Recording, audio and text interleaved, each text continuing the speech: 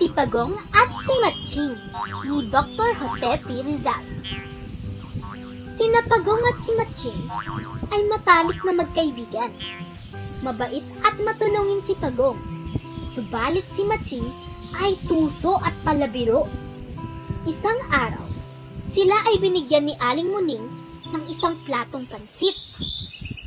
Halika, Matching, kainin natin ang pansit. Nag-aayang sabi ni Pagong. Naku, pakapanis na yan ha, sabi ni Matching. Ang mabuti pa, hayaan mo muna akong kumain yan para masiguro natin na walang laso ng pagkain. Dagdag pa nito. Hindi naman amoy panis, Matching eh. At saka, hindi naman magbibigay ng panis na pagkain si Aling Muning, sabi ni Pagong. Kahit na! Ako muna ang kakain! Pagmamatigas ni Matching.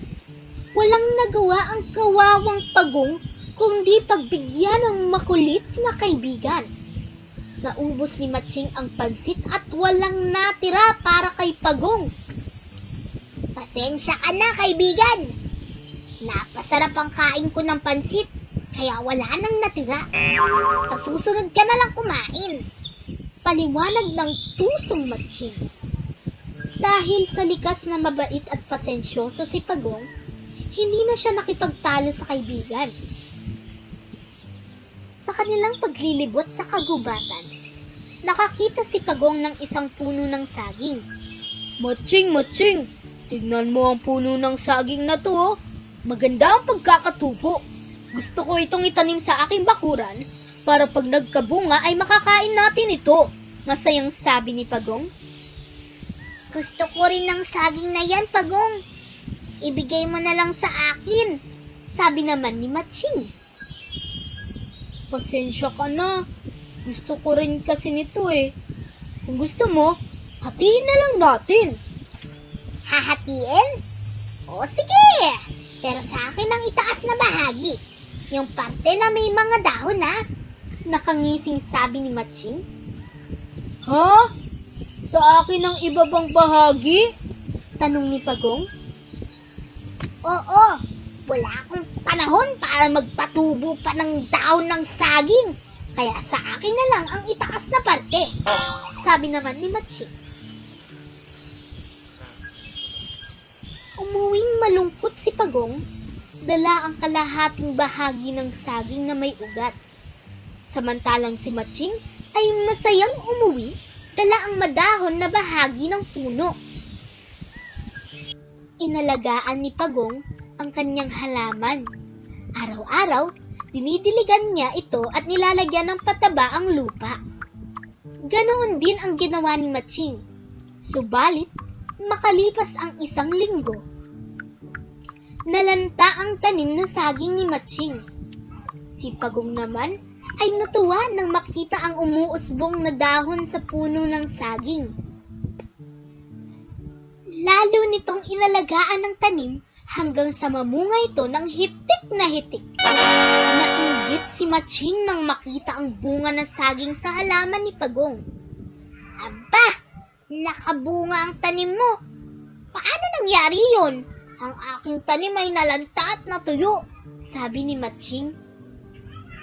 Inalagaan ko kasi ito ng mabuti. Sabi ni Mang Islaw Kalabaw, malaki ang pag-asang tutubo ang bahagi ng halaman na pinutol kung ito ay may ugat. Paliwanag ni Pagong. Kaya pala nalanta ang aking tanim! Nang gigigil na sambit ni Matching. Mukhang hinog na ang mga bunga nito. Halika, kunin natin. Anyaya nito. Gusto ko sana, kaya lang masyadong mataas ang mga bunga. Hindi ko kayang akyatin, sabi ni Pagong. Kung gusto mo, ako na lang ang aakyat. Ibibigay ko sa iyo ang lahat ng mga bunga. Basta't bigyan mo lang ako ng konti para sa aking merienda, sabi ni Matching. Pumayag si Pagong sa alok ni Matching. Subalit nang makarating na si Matching sa taas ng puno, kinain niya lahat ng bunga ng puno.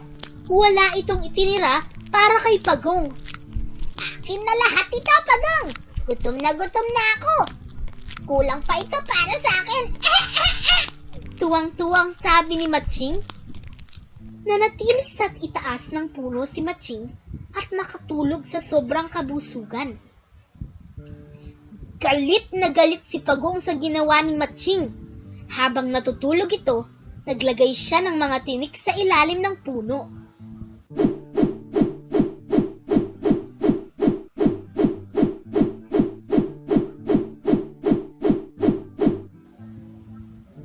Nang magising si Matching, ay nakita niya ang mga tinik kaya't humingi ito ng tulong kay Pagong.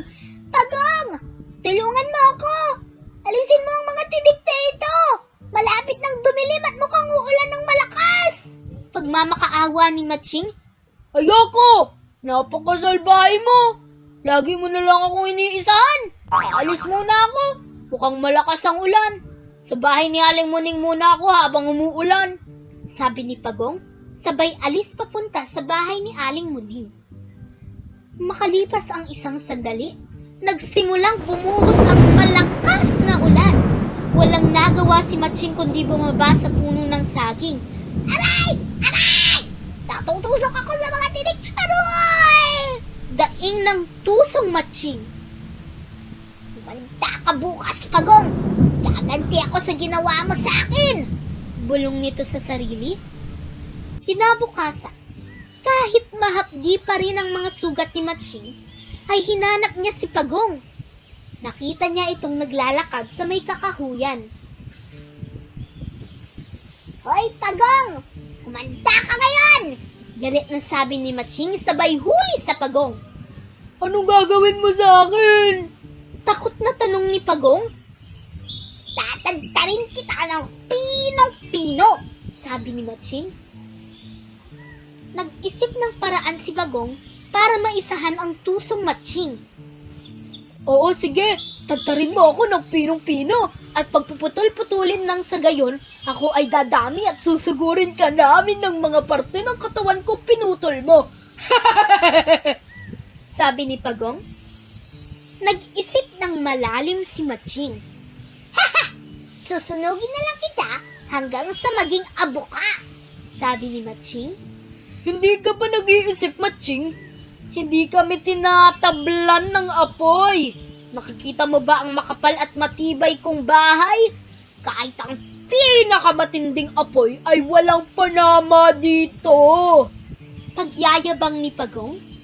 Nag-isip na naman ng malalim si Matching hanggang sa maisipan niyang pumunta sa dalampasigan.